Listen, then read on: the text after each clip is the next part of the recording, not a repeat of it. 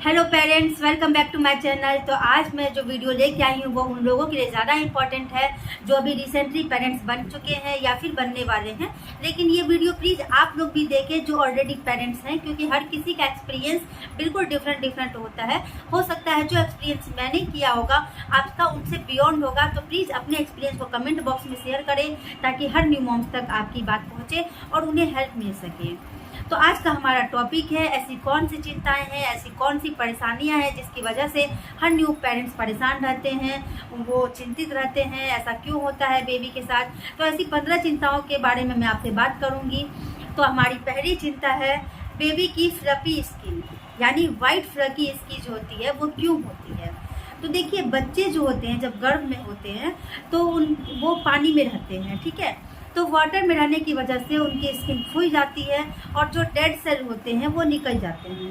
तो जब बच्चे बाहर निकलते हैं तो उनकी स्किन धीरे धीरे वो मतलब पुरानी जो भी ओल्ड स्किन होती है वो हट के न्यू स्किन आने लग जाती है। तो ये बिल्कुल टेंशन वाली बात नहीं है, ये सारे बच्चों के साथ होता है। ये 10 से 15 दिन या 1 महीने के अंदर बिल्कुल ठीक हो जाएगा। दूसरे टेंशन पेरेंट्स को ये होती है जैसे बच्चे के ब्रेन में यहाँ माथे के पास या फिर पीछे के साइड में सॉफ्ट स्पॉट होता है, ठीक है, लाइक पीला नजर आएगा। तो वो भी आपको टेंशन वाली बात नहीं है। ये भी टेंशन रहते हैं बच्चे की, जैसे पेरेंट्स को टेंशन होती है ऐसा क्यों होता है, ये कितने दिन तक रहेगा, ये कब ठीक होगा, बार बार टच करके उसको देखते रहते हैं। तो आपको ऐसा नहीं करना है, आपको बार बार डॉक्टर के पास भी नहीं जाना है, क्योंकि देखिए ये हर बच्चे के साथ होता है। इसलिए होता है ये बच्चे अभी जो होते हैं वो डेवलपिंग स्टेज में होते हैं। बच्चे का ब्रेन जो होता है वो अभी डेवलप नहीं हुआ है पूरी तरह से। बच्चे का ब्रेन लगभग 1 साल तक डेवलप होता रहता है। तो इसलिए ये टेंशन वाली बात नहीं है। ये after the time, over the time, ये 6 से 7 महीने या फिर 1 साल के अंदर ये ठीक हो जाएगा, खुद ब खुद ठीक हो जाएगा, आपको पता भी नहीं चलेगा। तीसरे टेंशन पेरेंट्स को ये होती है जैसे कुछ बच्चे के जो स्किन होती है, लाइक फेस होता है रेड होता है या फिर पिंपल्स हो जाते हैं बर्थ के 10 से 15 दिन के बाद। तो ऐसा क्यों होता है कि ऐसे पिंपल्स कैसे हो गए, कैसे ठीक करें, इसके बारे में भी पेरेंट्स सोचने लग जाते हैं। तो ये भी नहीं सोचना है। देखिए, बच्चे जो होते हैं वो अचानक से न्यू एनवायरनमेंट में आते हैं। तो न्यू एनवायरनमेंट में बहुत सारे चेंजेस आते हैं, कुछ गर्मी की वजह से भी होते हैं, कुछ ठंडी की वजह से भी होते हैं। इस वजह से ही बच्चे को पिंपल्स निकल जाते हैं। और रेडनेस होने का कारण तो ये होता है जैसे डिलीवरी से लेकर के मतलब बाद तक का, जन्म देने तक का जो प्रोसेस होता है वो बहुत ही ज़्यादा क्रिटिकल होता है, ये आप सबको पता है। तो उस क्रिटिकल पोजीशन की वजह से, इतने खिंचाव की वजह से बच्चे की जो स्किन होती है वो रेड हो जाती है। लेकिन वो धीरे धीरे वो खुद ही ठीक हो जाएगी। तो इसका भी आपको टेंशन लेने का कोई ज़रूरत नहीं है। पिंपल्स जो है वो भी ठीक हो जाएंगे। उसके बच्चे के स्किन से गर्मी निकल रही है, वो गर्मी ठीक होगी तो बच्चे की स्किन से पिंपल्स भी ठीक हो जाएंगे, ऑटोमेटिक ठीक हो जाएंगे। आपको पेरेंट्स को इतना टेंशन लेने की इसके लिए भी ज़रूरत नहीं है, ये भी नॉर्मल है। चौथा पॉइंट आता है बच्चे का सोना। जैसे बच्चे बहुत ज़्यादा सोते हैं जन्म के बाद, कुछ बच्चे होते हैं 18 से 20 घंटे सोते हैं। तो पेरेंट्स उसके लिए भी परेशान रहते हैं, कैसे दूध पिलाएं, कैसे उसको उठाएं, उसका वेट कैसे बढ़ेगा, ग्रोथ कैसे होगा, ये पूरे दिन सोता रहता है। तो ये भी कोई टेंशन वाली बात नहीं है। देखिए, बच्चा है, बच्चा अभी सोएगा ही, लगभग वो 1 महीने तक ज़्यादा सोता है। 1 महीने के बाद उसकी नींद धीरे धीरे कम होने लग जाती है। तो आपको बिल्कुल टेंशन नहीं लेना है। अगर बच्चा दूध नहीं पी रहा है तो आप पंपिंग करके भी दूध पिला सकते हैं, या अगर कोई बोतल देते हैं तो आप बोतल से भी उसको दूध पिला सकते हैं। उसको ट्राई कीजिए एक बार उठाने की, उठाइए या फिर थोड़ा सा उसके साथ खिलवाड़ कीजिए, थोड़ा टच कीजिए, हो सकता है बच्चा उठ जाए। अगर वो ना उठे तो प्लीज़ उसको सोने दीजिए, उसको ज़्यादा परेशान ना करें, क्योंकि अभी बच्चा डेवलपिंग स्टेज पे है। बच्चा जितना सोएगा उसकी डेवलपमेंट उतनी अच्छी होगी, उसकी ग्रोथ उतनी अच्छी होगी। तो इसलिए उसको ज़्यादा परेशान नहीं करना है, उसको बिल्कुल सोने देना है। उसके बाद आती है न्यूबॉर्न स्नीज, यानी न्यूबॉर्न जो बच्चे होते हैं, नवजात शिशु होते हैं, उनमें छींकने की प्रॉब्लम बहुत ज़्यादा होती है।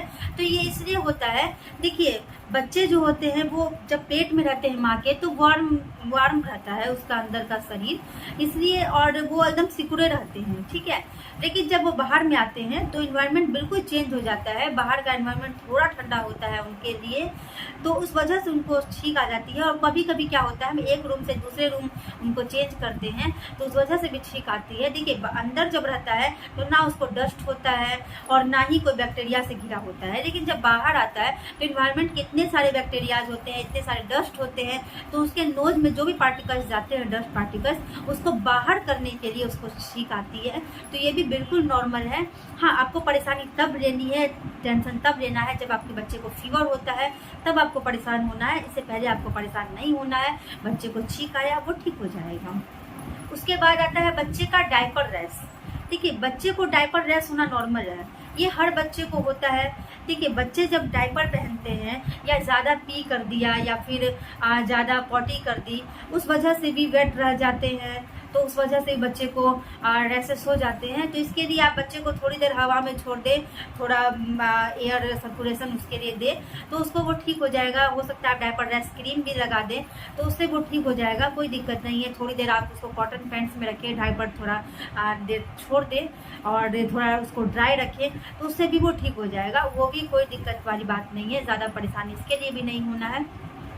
उसके बाद पेरेंट्स की ये चिंता होती है बच्चा उल्टी बहुत कर रहा है, जैसे स्पीटअप्स बहुत ज़्यादा होते हैं, लाइक उसके मुंह से दही जैसा कुछ निकल रहा है या पनीर जैसा कुछ निकल रहा है, तो उसके लिए भी आपको परेशान बिल्कुल नहीं होना है। देखिए बच्चे का क्या होता है, पेट बहुत ज़्यादा छोटा सा होता है, तो उसके पेट में या तो ओवर ईटिंग हो गई या फिर आप अंडर ईटिंग करा दिए, मतलब ज़्यादा पिला दिया, ओवर फीडिंग हो गई या फिर कम पिला दिया, तो उस वजह से बच्चों को परेशानी होती है। या फिर बच्चे जो होते हैं अपने फिंगर सक करते हैं या फिर बॉटल से दूध पी रहे हैं तो हवा चली गई हो, इस वजह से भी बच्चे को प्रॉब्लम्स होती है। तो इसमें भी ज़्यादा वरी करने की कोई बात नहीं है, ये भी बच्चे को नॉर्मल है, ये भी ठीक हो जाएगा बिल्कुल। उसके बाद आता है बच्चे में कॉलिक की समस्या। ठीक है, कॉलिक की समस्या भी बिल्कुल नॉर्मल है। ये भी बच्चे के पेट दर्द जैसे होते हैं, कुछ बच्चा बहुत देर तक रोता है तो भूखा भी हो सकता है, या फिर कॉलिक भी हो सकता है, गैस की भी समस्या उसमें होती है। तो ये भी सेम प्रॉब्लम है, इसका भी दूध सूट नहीं कर रहा है, बच्चा ज़्यादा दूध पी लिया, कम दूध पी लिया, या फिर बच्चे ने हवा अपने अंदर दे दी हो, तो इस वजह से भी उसे कॉलिक की समस्या होती है।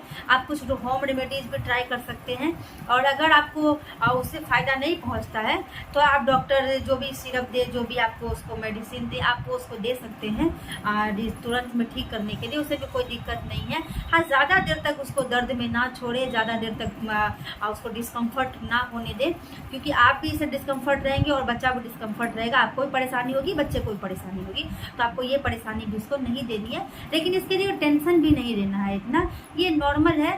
ये भी 6 महीने के बाद लगभग बच्चे में चली जाती है गैस की प्रॉब्लम, और जो भी कॉलिक की प्रॉब्लम है ये बिल्कुल चली जाती है।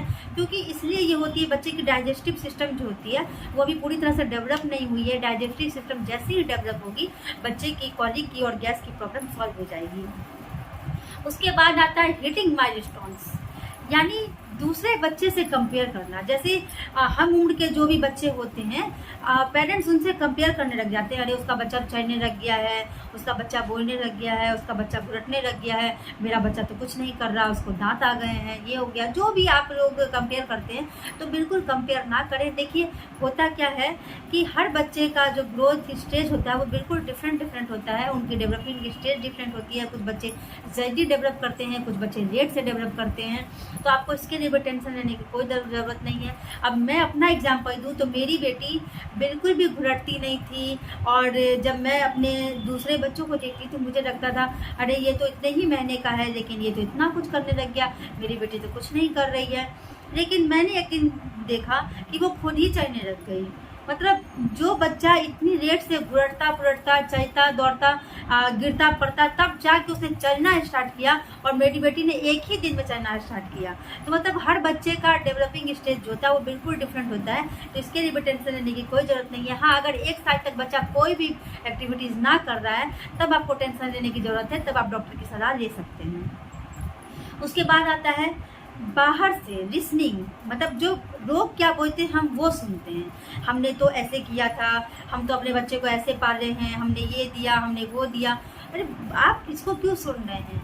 देखिए होता क्या है, वो जो टाइम था उस टाइम में होम रेमेडीज ज़्यादा इसलिए भी कारगर थी क्योंकि उस टाइम में डॉक्टर की फैसिलिटीज़ कम थी। आज अपने पास डॉक्टर की फैसिलिटीज़ अच्छी है, तो उस टाइम में जो भी लेडीज़ होम रेमेडीज ट्राई करती थी, कुछ सूट करते थे, कुछ नहीं सूट करते थे, वो आगे की ओर फॉरवर्ड कर देती थी, और हम उसे अपना रहे हैं।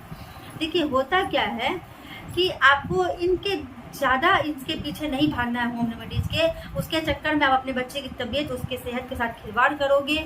आप मॉम हो, आप उसके लिए बेस्ट सोचोगे, आपको जो अच्छा लगे आप वो करो, आप अपने बच्चे के लिए बेस्ट डिसीजन लोगे, आपसे अच्छा डिसीजन कोई नहीं ले सकता। इसलिए आप सुनो सबकी, लेकिन करो अपने मन की, जो आपको अच्छा लगे आप वही करो और अपने बच्चे के लिए अच्छा डिसीजन लो। लेकिन इसके लिए टेंशन बिल्कुल मत लो कि आज उसने मुझे ये बात बोली तो मुझे भी ऐसा ही करना है, बिल्कुल नहीं। आप कोई एक्सपेरिमेंट मत करो। उसके बाद आता है न्यूबॉर्न हिकअप्स, यानी बच्चों में हिचकी। देखिए बच्चों में हिचकी जो होती है वो बिल्कुल आम होती है। जनरली पेरेंट्स जो होते हैं वो अपने अकॉर्डिंग सोचते हैं कि हमें हिचकी आ रही है तो हमें प्रॉब्लम हो रही होगी, जैसे हमें पानी पीने का मन करता है या फिर हमें चेस्ट में पेन होता है, हमें परेशानियां होती है, तो बच्चे के साथ भी वैसा ही होता है। बिल्कुल नहीं, बच्चे के साथ ऐसा कुछ नहीं होता है। बच्चे की जो स्टेज होती है वो बिल्कुल डेवलपिंग स्टेज होती है, वो अभी डेवलप हो रहे हैं, उनके जो भी सिस्टम्स है वो अभी डेवलप नहीं हुए हैं, डाइजेस्टिव सिस्टम भी डेवलप नहीं हुआ है, इस वजह से बच्चे को हिकअप्स आता है। तो ये हर बच्चे के साथ होता है, ये भी बिल्कुल नॉर्मल है, इसके लिए भी आपको ज़्यादा वरी होने का जरूरत नहीं है, वो खुद ब खुद ठीक हो जाएगा। और 1 से 2 महीने बाद, 3 महीने बाद जब डाइजेस्टिव सिस्टम बच्चे का हो जाएगा अच्छी तरह डेवलप, तो वो खुद ब खुद ये परेशानी आपकी चली जाएगी। उसके बाद आती है बच्चे की नाइट स्लीपिंग का जो मिल्क है वो हम कैसे दें। जैसे हर पेरेंट्स परेशान रहते हैं, वो उनके लिए जब वो ज़्यादा परेशान रहते हैं जिनकी नींद पक्की होती है, जो बच्चे के रोने के आवाज़ से भी नहीं उठ जगते हैं। तो देखिए उसके लिए ज़्यादा परेशान मत होइए, रिस्पॉन्सिबिलिटी आएगी तो आप खुद ही आपकी नींद टूट जाएगी। देखिए होता ये है कि जब हम लोग के ऊपर रिस्पॉन्सिबिलिटी नहीं रहती है, हम लोग जब शादीशुदा नहीं रहते हैं एकदम, तो हमारी नॉर्मल लाइफ होती है, हमें किसी चीज़ की टेंशन नहीं होती है। लेकिन जैसे ही टेंशन हमारे शरीर में आएगी, जैसे ही हमारे ब्रेन में टेंशन आएगी, हमारा ब्रेन एकदम से एक्टिव हो जाएगा और हम अपने बच्चे के लिए भी सोचने लग जाएंगे। तो आप इसके लिए एकदम बिल्कुल टेंशन मत लीजिए। आपको पता है मैं खुद इतना टेंशन लेती थी, जैसे मैं एक दिन क्या करी थी कि मुझे लगा मेरी बेटी रात रात भर जगती है और मैं रात रात भर रोती होगी और मैं जगती नहीं हूँ, मेरी नींद भी पक्की है। तो मैंने क्या किया था, पूरे रात कैमरा लगा के रख दिया था ताकि मैं उसकी एक्टिविटीज़ को ऑब्जर्व कर सकूँ कि ये पूरी रात में क्या करती है। और आप बिल्कुल सरप्राइज हो जाओगे सुन कर कि ये पूरी रात में उठी ही नहीं, सिर्फ एक बार उठी और मैंने फिर उसे मिल्क दिया और फिर वो सो गई। तो इसलिए आपको ज़्यादा टेंशन लेने की ज़रूरत नहीं है। आपको लगता है बच्चा आपका भूखा है और आपको फीड कराना ज़रूरी है, क्योंकि देखिए दिन में 2 घंटे का गैप होना चाहिए और रात में 3 घंटे का गैप होना चाहिए। तो आप अलार्म क्लॉक लगा दें, ठीक है, अलार्म क्लॉक से आपकी नींद टूट जाएगी या बच्चे के रोने से भी नींद टूट जाएगी। इसलिए ज़्यादा टेंशन नहीं ले, एकदम बिल्कुल टेंशन फ्री हो जाए। पेशेंस रखें, टाइम के साथ और जो प्रैक्टिस के साथ होती हैं वो खुद ब खुद आ जाती है। बच्चे पालने की जो भी क्षमता होती है वो टाइम के साथ खुद ही आ जाएगी हर पेरेंट्स में। जब न्यू पेरेंट्स होते हैं तो उनके अंदर बहुत सारी चिंताएं होती हैं, बहुत सारी परेशानियां होती हैं, लेकिन वो ओवर द टाइम खुद ही चली जाती है। उसके बाद पेरेंट्स में परेशानी होती है कि ब्रेस्ट मिल्क की, जैसे मेरा बच्चा कितना दूध पी रहा है, दूध ज़्यादा हो भी रहा है या नहीं हो रहा है, और कितना दूध चाहिए उसको पीने के लिए, और मेरे से उसका वेट बढ़ रहा है, ग्रोथ हो रहा है या नहीं हो रहा है। तो आप ये सब टेंशन भी मत लें। देखिए माँ का जो दूध होता है वो बच्चे के लिए सर्वोत्तम होता है। सबसे पहला आहार जो होता है वो माँ का दूध ही होता है। तो इसलिए आप बिल्कुल टेंशन नहीं लें, आप अपनी डाइट पर एकदम ध्यान रखें। आपका मिल्क ही बच्चे की सारी परेशानियों को कम करेगा। अगर आपका बच्चा तबीयत खराब भी है तो आपके मिल्क से वो ठीक हो जाएगा। इसलिए आपके मिल्क में एंटीबायोटिक्स होते हैं, एंटीबॉडीज होती है जो बच्चे को प्रॉब्लम को, बच्चे की बैक्टीरिया को मारती है। अगर फीवर भी है बच्चे को तो आपके ब्रेस्ट मिल्क से बच्चे की तबीयत ठीक हो जाएगी।